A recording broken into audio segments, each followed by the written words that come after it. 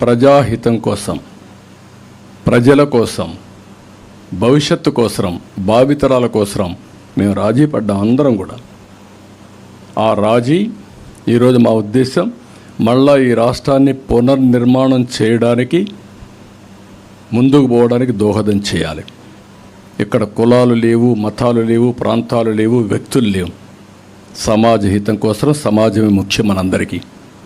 ఈ ఆలోచన రాకపోతే, ఎందుకంటే మీరు గుర్తుపెట్టుకోవాల్సింది, ఆ రోజు 95 నేను ముఖ్యమంత్రి కాకపోయి ఉంటే, నాకు అవకాశం రాకపోతే పబ్లిక్ పాలసీల్ని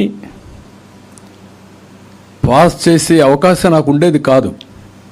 నేను ఆ రోజు ముఖ్యమంత్రిగా ఉండి పబ్లిక్ పాలసీస్ని అమలు చేశాను కాబట్టి హైటెక్ సిటీ కట్టగలిగాను, ఐటీని పెద్ద ఎత్తున ముందుకు తీసుకుపోగలిగాం. లేకపోతే రిఫార్మ్స్ అనేది తీసుకొచ్చాం, వెల్త్ క్రియేట్ చేశాం. అది ఈరోజు హైదరాబాద్ నగరం అనేది భారతదేశంలో నెంబర్ 1 సిటీగా తయారైంది. Most liveable city, knowledge economic hub. అది నాట్ ఓన్లీ ఫర్ ఇండియా, ప్రపంచానికి హబ్గా తయారైంది. మీరు బయోటెక్నాలజీ తీసుకోండి. ఎవరు ఊహించారు ఆ రోజు తెలుగుదేశం లేకపోయి ఉంటే, ఏదైతే బయోటెక్నాలజీ పార్క్ రాకపోయి ఉంటే, భారత బయోటెక్ అని కంపెనీ పెట్టకపోయి ఉంటే కరోనా వ్యాక్సిన్ తయారు చేసేవాళ్ళం మనం. Is it not pride for the country?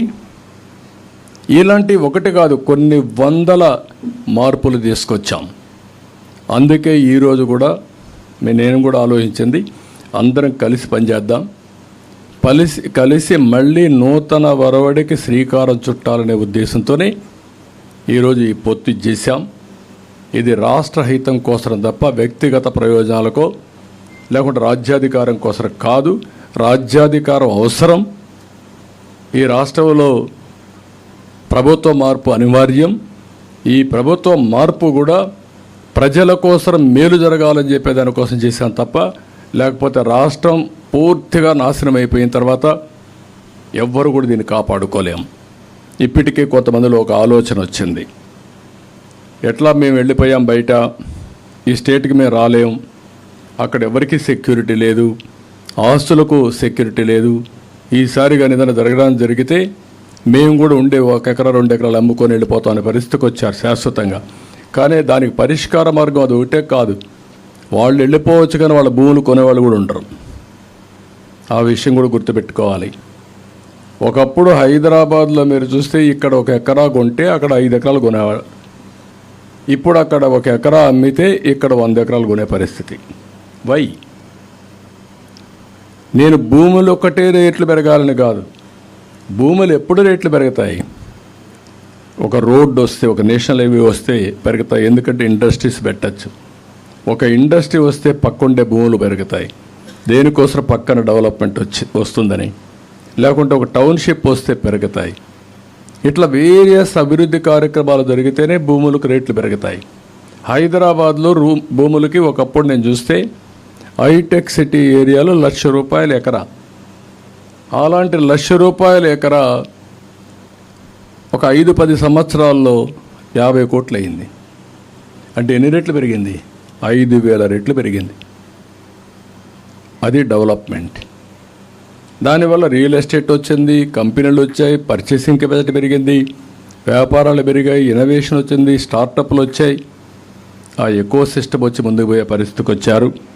అందుకే ఈరోజు నేను మిమ్మల్ని అందరినీ కోరేది, ఈ ప్రభుత్వం చేసే హింస, దాడులు, అక్రమ కేసులు, కబ్జాలు, దొంగ ఓట్లు, పోలింగ్ అక్రమాలు, ఇవి వీళ్ళు చేసే పని.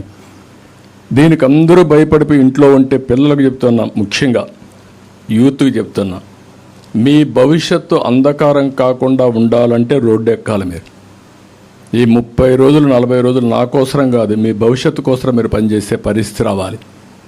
ఇదేదో చారిటీ కోసరం కాదు, ఏదో ఒక పార్టీ అధికారంలోకి వస్తేనే కాదు.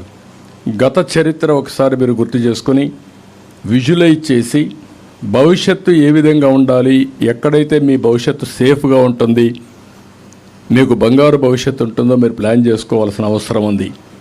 ప్రభుత్వాలు మాకు ఏంటి సంబంధం, ఏ ప్రభుత్వం వస్తే మాకేంటి అనే ఆలోచన చాలామంది పిల్లలకు ఉంది. అది కారణం మీరు అవేర్నెస్ లేకుండా పోవడం. అవేర్నెస్ రానంత వరకు మన పిల్లల భవిష్యత్తు కానీ అందరి భవిష్యత్తు ఎట్లే ఉంటుంది. ఎప్పుడు కూడా వెల్త్ క్రియేట్ చేయడం కానీ, ఎంప్లాయ్మెంట్ జనరేట్ చేయడం కానీ, సుపరిపాలన ఇవ్వడం కానీ, సమాజంలో మీరు గుర్తుపెట్టుకోవాల్సింది ఒక సుస్థిరత ఇవ్వడం in all aspects. Security fundamental principal. Government ఎప్పుడైనా సరే సెక్యూరిటీ ప్రొవైడ్ చేయాలి. అలాంటి సెక్యూరిటీ ఇవ్వాలంటే ఎమ్మెల్యేలే దోపిడీదారులు అయ్యి, చట్టాలు చేయవలసిన వాళ్ళే మొత్తం మిమ్మల్ని హింసించే పరిస్థితికి వస్తే తప్పుడు కేసులు పెట్టి ఇంకెవడికి రక్షణ ఉంటుంది? 100 కోట్ల రూపాయలు సెటిల్మెంట్ చేసి లాగేస్తున్నారు. మీరు కొండలు చూస్తే కానీ మీరు అనుకుంటారు చాలామంది పిల్లలు, మాకే సంబంధం, ఆ కొండే కదా పోయిందని. కానీ ఎన్విరాన్మెంట్ నాశనం అయిన తర్వాత మీకు గాలి ఎక్కడి నుంచి వస్తుంది? బాధ్యత అనేది ఇంకొక విషయం కూడా నేను చెప్పాలి ఈ రోజుల్లో. ఎందుకంటే మెటీరియలిస్టిక్ హ్యాపీనెస్ వచ్చిన తర్వాత, అంటే సంపద వచ్చిన తర్వాత అందరూ మెటీరియలిస్టిక్ హ్యాపీనెస్ వైపు వెళ్తున్నారు. కానీ వాల్యూ బేస్డ్ సొసైటీ కూడా ఉండాల్సిన అవసరం ఉంది. భారతదేశంలో ఉండే పెద్ద సంపద, పెద్ద వారసత్వం మన కుటుంబ వ్యవస్థ, మన నాగరికత.